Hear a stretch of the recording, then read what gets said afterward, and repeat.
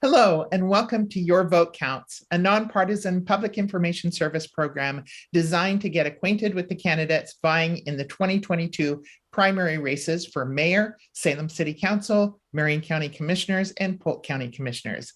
These interviews come to you through the producers at Capital Community Media, collaboration on questions and moderators from the Association of University Women, Salem City Club, League of Women Voters at Marion and Polk Counties, and neighborhood associations. All candidates for these races were invited, and all but two chose to participate. Candidates did not receive the 7 questions prepared by the League of Women Voters ahead of time. Candidates were invited to prepare a 2-minute opening addressing their background and qualifications for the office, and a 2-minute closing addressing their goals for the office if elected. I'm Cindy Condon from Salem City Club, and I would like to introduce Chris Cummings, who is running for Ward 8 Salem City Councilor. Candidate Cummings, welcome, and we look forward to your opening remarks. Well, thank you very much. So a little bit about me. I was born and raised in Salem, which has allowed me to see a lot of changes over time. My wife and I have resided in West Salem for the last 17 years. And we've been involved with school programs where our daughter was attending Walker Middle School and West Salem High School. I represent many people just like me. I'm not a politician. I'm a local business owner that wants to help Salem be a great place to live and work. Now I'm taking that up a notch and running for city council. So with 32 years of being in business, I know what makes financial sense, how to analyze data and facts, and how to solve complex problems. I'm not swayed by the loud few. I respect all walks of life and welcome a fair and balanced discussion. I would use these qualities to address city issues that come before city council. I enjoy the vitality of West Salem and our great local businesses. I promise to listen and understand to what's important to you, my fellow neighbors. As West Salem increasingly grows with new residents, it's vital that our infrastructure is adequately built to sustain growth long into our future, planning for our kids and future generations. Our neighborhoods are also suffering. More crime is making its way up into the hills, and this must be addressed so that families feel safe. West Salem also needs to receive our fair share of city resources, such as police, fire, street maintenance, etc. I will keep these at the forefront while serving. My top priorities will be addressing homelessness, crime and public safety, and affordable housing. Thank you very much. Thank you, Chris, for those comments. And now we'll want to hear your views on our questions we prepared for this interview. So if you're ready, let's get started. All right. Many residents may not understand the role of council members or that council members play in city government. How do you see the role, and why should the citizens be interested in this race? Well, the role is taking care of the policies within the Salem city limits. And that sometimes can be blurred, as we've seen in some local city council meetings. And we need to be able to know all of the issues at hand inside of public safety, and what is going on in our neighborhoods, and what's going on with the rest of the community and businesses. And the city council gets involved to help strategize the future and work on the infrastructure of our city, and making sure that everybody has a vibrant and vitality of life here inside of the Salem area. And so as a part of city council, I'll be looking forward to participating that aggressively and helping all of our communities in that process. Thank you. So how would you work on communication and outreach to local groups and institutions in order to improve collaboration concerning shared issues and problems? Yeah, that is a piece of information that has come back just recently too, that people are raising as an issue. And one of the things that we need to get better at, I think, is how our neighborhood associations are communicating with the council members, and how that information can get disseminated back from council into the neighborhoods and the neighborhood associations. We have lost a little bit of participation within the neighborhood association. So we need to look at ways that we can revitalize that participation and probably look at new technologies on how we can disseminate the communication and educate those people that are in our communities so they can understand what's going on and be able to strike up a conversation that helps with city policies. Okay, so what proposals do you have for investing federal funds allocated for non-fuel vehicles in expanding the diversity of our public transportation? The funding needs to be looking at ways that it can be affordable to everybody.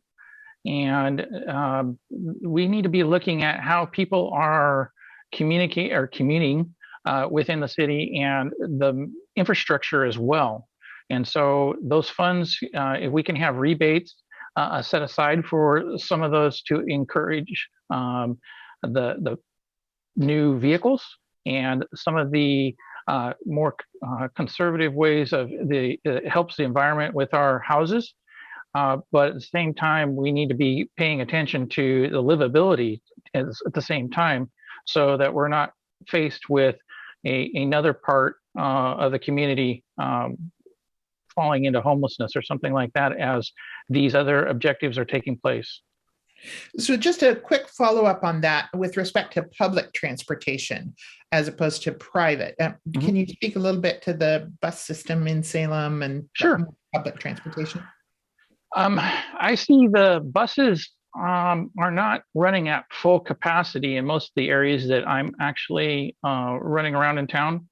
And they also can make it a little bit complicated for those people that have different types of careers that require getting to work that is like health and safety type jobs. Those usually require people to hop into their own car and get to work. And there's also, as far as some of the other types of transportation, like bicycles and whatnot, those are good alternatives when the weather is great. But getting up into the West Salem Hills when we're having adverse weather conditions is making it a little bit challenging. And so for the bus system to work properly, we'll need to be sure we keep an eye on where they can stop and where people can hop on that's in a close walk of their proximity of residence. But for the most part, the infrastructure of the bus system could probably use a little bit more work. All right, so moving on, what are the options for housing and homelessness in our city? How do we balance plans for the city's microshelter villages proposed and existing with neighborhood concerns? Yeah, sure. The street and park living is a big concern. It's like way off the chart as far as what the top issues are right now. And although we need to take care of the homeless situation now and provide for people now that are in that situation, but into the future, I think that we need to spend a little bit more time on resources and some of the funding that we get, some of the grants that we get, and put that on to the front side of solving this issue before people land on the street. Once people land onto the street, we have about 2 weeks before these individuals actually start falling into a routine and have a hard time trying to get out of that increases. So we need to really look on the front side and what types of mechanisms we can put into preventative homelessness. Can you provide just a little bit more color surrounding what that front side work would be? Currently, the city is talking about a resource center that is going to be manned at the front side of this as well. And so that center can be used for housing or for accommodating mental health concerns, financial concerns, and to be able to give out information to people before they hit the homeless crisis. And so the resource center actually could be manned 24/7 and provide a bunch of services to people wherever they're at in their stage of life that they're running into some problems before they end up having to take their family out onto the street. Okay, thank you for that comment. And so what are the plans for presenting the climate change task force plan to the public, if you know, and how would you like to see it move forward to adoption, if at all? So there's a lot in the climate action plan, quite a bit. I do not know exactly all the components on how the current city council is planning on disseminating that. I understand that there's going to be some forums and things for people to get involved in to have some comment. Meanwhile, there's been a lot of public comment also on what's been presented so far. And there's some things in there that causes me some pause. I think we need to look at some of those things from a greater level of impact and making sure that we aren't creating undue financial burden on people while we're trying to strive for some of the climate action policies. And so if that can stay in balance, I'm for that. But I wouldn't want to see adding additional burdens to housing costs just because we want to try to obtain a goal by 2035 or 2050. And one of the things in there that I'm not a proponent for is the natural gas withdrawal. And so I think it's very important for us to have multiple resources available to our houses in case there happens to be some sort of winter climate issue with ice storms and things like that that knock out our power grid for a number of days, weeks, and months, and have alternatives to be able to actually have warmth in our homes for our communities.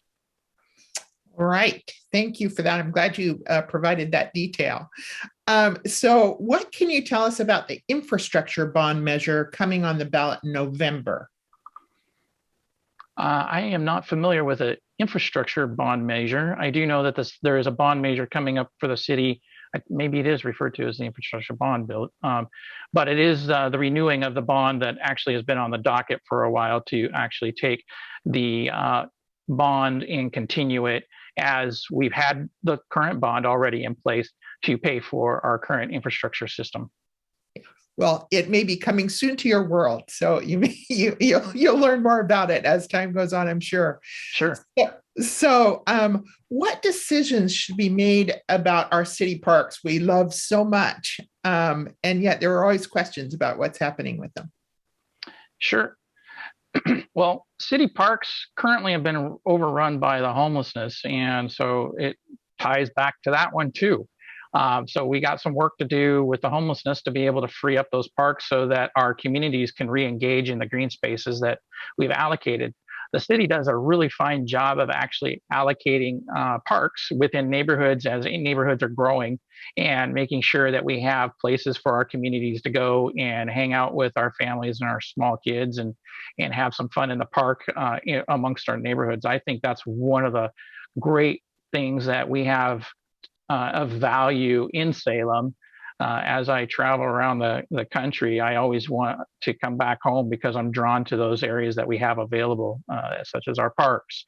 And, that we have some really good parks that are maintained by our city staff. And to be able to invest in those and making sure that they don't go away. And investing would look like play structures for kids and activities that are available at those parks. And that would actually, what that does is it gives us back a really good source of giving back to the community so that the community can thrive. Everybody's having fun and the community can engage with each other in those common spaces. So just following up on that, do you have a sense that the city has enough park space available? Would you want to see more parks developed in Salem? And it occurs to me there's quite a bit of undeveloped property that the city has designated for parks, and just would love to get some more of your thoughts about that.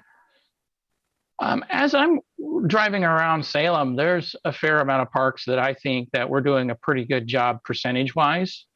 I would want to take the parks that we do have and put a little bit more funding into the parks we currently have to be able to make them more vibrant and appealing to the neighbors within those areas. Okay, thanks. Now coming back around to homelessness, since you certainly spoke about how the parks and homelessness seem to be related. So if the homelessness that we've seen in the parks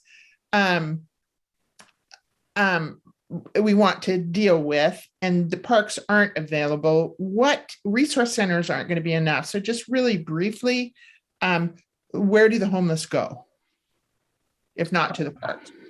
Yeah, the current city council has been just reminiscing over this exact issue since 2016, and it's just been getting worse. And so what we want to do is find places that they can go to get off the street immediately. There's some micro shelter houses that are being built right now. However, in addition to just having a place for them to go right now, we need to be able to work with those folks that are going into those micro shelters to work with them on a transition process and get them reintegrated back into our community. Okay, thank you for that. I'm afraid we've run out of time. It's gone so quickly. So yeah. Candidate Cummings, can you share your 2-minute closing comments about your goals for this office if elected? Sure. Well, my vision is this. I see Salem as a vibrant, peaceful place to thrive and engage with the community. In fact, Salem actually means peace. However, in order for Salem to be this way, we need to be always planning ahead for growth and engaging future generations. I have found many folks that are not informed about the city plans and decision-making processes. So I will be looking for ways to engage more community members in city planning and look for newer methods to educate the community. Currently, the city's single most urgent need is to address this homelessness issue. What we see in the city streets is leaving a human scar on our community, which needs action and compassion. Currently, addressing this is one of my top goals for the city. However, current policies are not solving the problem fast enough.